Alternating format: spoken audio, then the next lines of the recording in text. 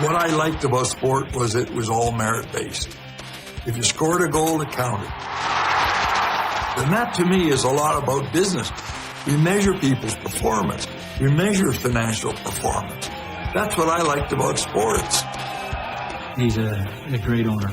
He knows baseball and he knows hockey very, very well. And he's right on top of his coaches and his managers. He doesn't miss a thing on the ice or even in a baseball situation. White's on the move. Hit and run. I just tend to be the more encouraging, and if it looks good, I'm happy, but he can pick everything to pieces. I remember a broadcaster saying, it ain't bragging if you've done it.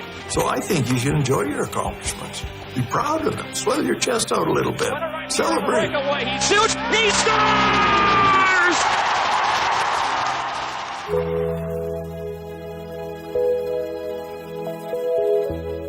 When we built this house about 4 years ago, I thought it would be kind of nice to have a featured wall.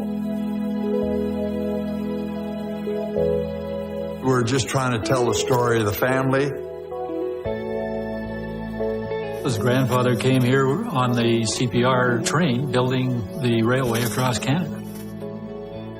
Bill's a lot like his grandfather, and he certainly picked up everything that it takes to make a terrific businessman.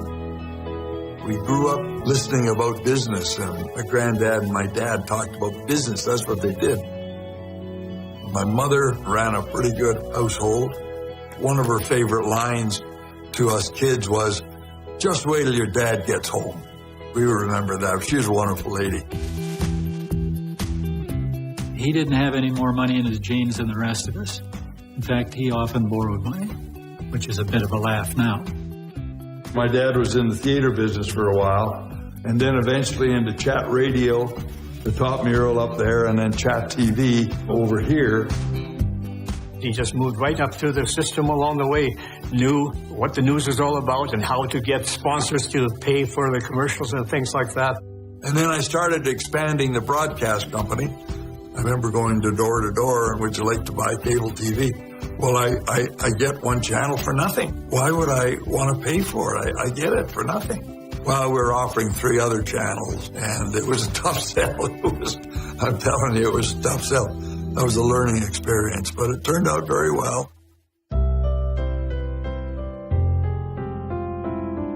She was working for a guy who I was doing a little business with.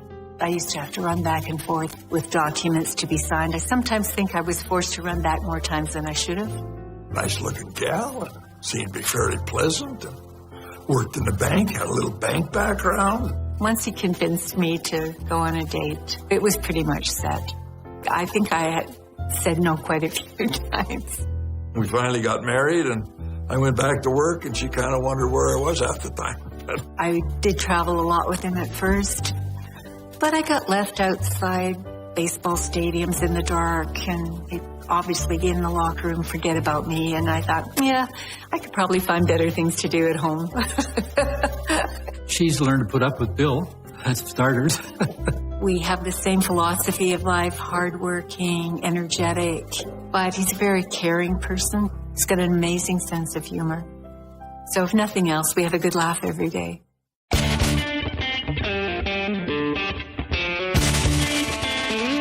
We affiliated with Toronto. We were with them for, I think, 24, 25 years through the whole run. And we were doing quite well. They used to do really weird things. They'd have Mustache Day and all kinds of different events to draw people in. Pat Gilly, he phoned me one time and he said, look, next year's schedule, we're going to be in Seattle for a 3-game series. Then we got a day off. And he said, would you be interested in having the boys come and play an exhibition game in Medicine Hat? And I said to him, I think we would. 6'4", 230 pounds. World Series hero Joe Carter. People came from all over. It was just amazing. They had a home run hitting contest, and these guys, Joe Carter, Devon White, those guys were hitting the ball over the trees into the river. The people that were there couldn't believe what the power these guys had. I was so proud of Bill. He did it because he loves Medicine Hat. I mean, it's his home. And the NBI Blues are one excited bunch. And the game was over about 7:30. because they wanted to get going. Plane took off to the west, made a left turn, and got hit by lightning. 2-time world champions are on that bloody plane, and it gets hit by lightning in Medicine Hat. Any time after that I would go to Toronto, I remember Cito Gaston saying, "Yuill, every time I go to Medicine Hat, the plane gets hit by lightning." I said, "You've only been there once." "I know, that's what I said every time I go to Medicine." So we had a little kid of kibitz about that.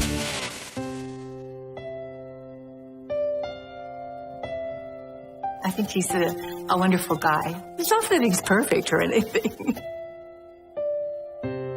He's a very caring person. Doesn't always come across that way, but it matters to him. He's sensitive.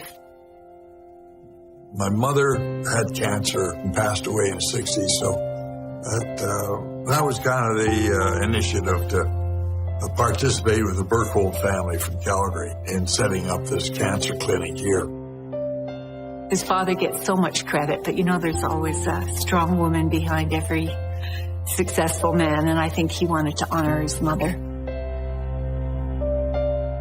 You do things that are meaningful. You set a goal, you set some targets, hire some people, and you accomplish something. You hoped you left things in better shape than when you got them.